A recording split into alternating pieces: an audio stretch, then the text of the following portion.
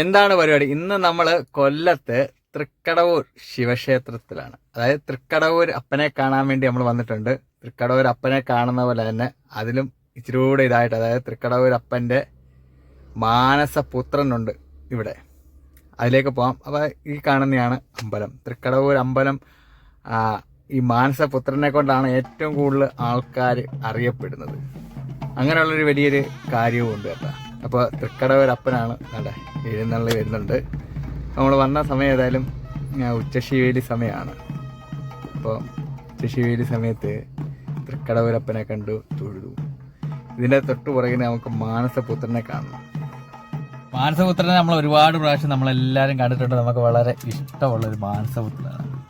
അപ്പോൾ മാനസപുത്രൻ്റെ അടുക്കിലേക്ക് ബാ, നമുക്ക് ചെല്ലാം.